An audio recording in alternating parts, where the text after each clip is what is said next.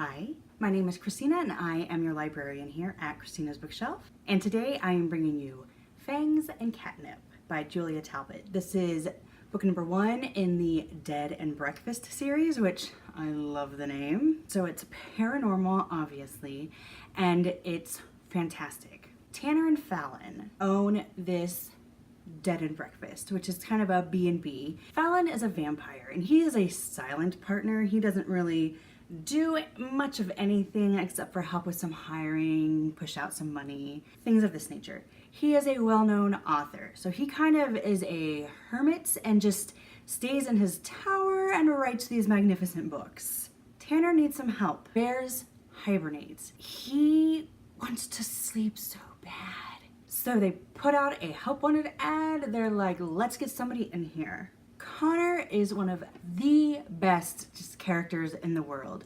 He's a happy-go-lucky feline shifter. I believe it was a mountain lion. And the moment he walks into the bed and breakfast, the moment he smells Fallon, he's like, my mate is here. For him, the Dead and Breakfast is kind of like a dream job come true. Things at first don't go Connor's way. I mean, Fallon is a vampire. He's very set in his ways. And he sees this young, adorable, just kind of bouncy kitty. And he's like, this is not for me. And Connor knows that Fallon is his mate and tries to kind of woo him with gifts and just outpouring his love and wants Fallon to feel it. And Fallon tells Connor no. A couple of things happen that Connor bears his heart, but not directly to Fallon, and Fallon overhears. And this breaks down the walls for him. And he's like, okay. He knew too that Connor was something special for him.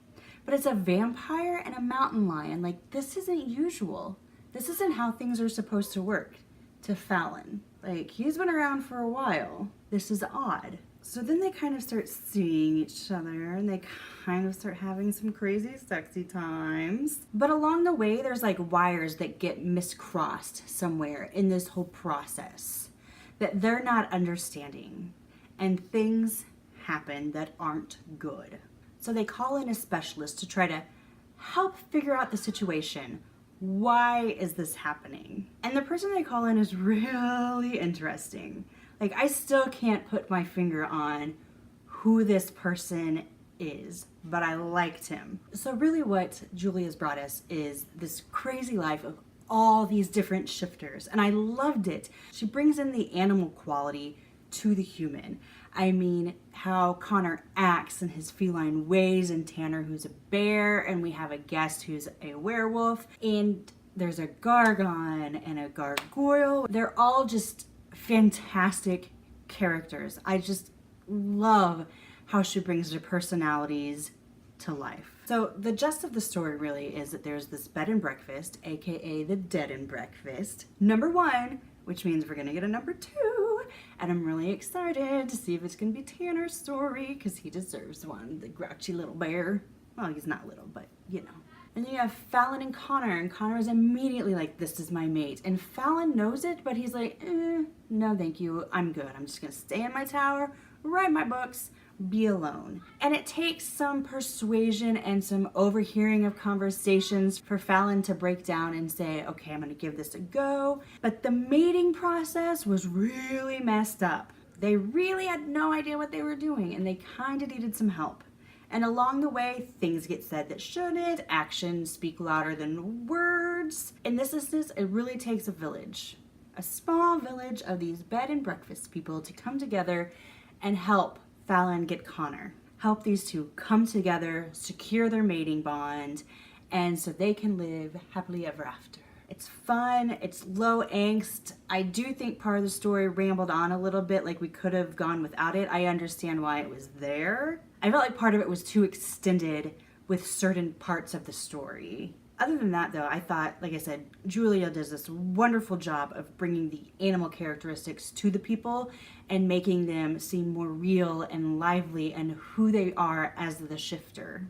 And the story between Fallon and Connor, I enjoyed the banter back and forth with so many characters, the relationship that Tanner has with Fallon, with them being partners in this bed and breakfast, even though Fallon's more of a silent partner, and seeing Fallon kind of come down from his tower and join humanity, you know, like stop secluding himself and watching Connor, even though he's this bubbly, wonderful guy, kind of become an adult. I feel like when he gets there, he's more of like this young man that really wants everybody to see him as the big guy.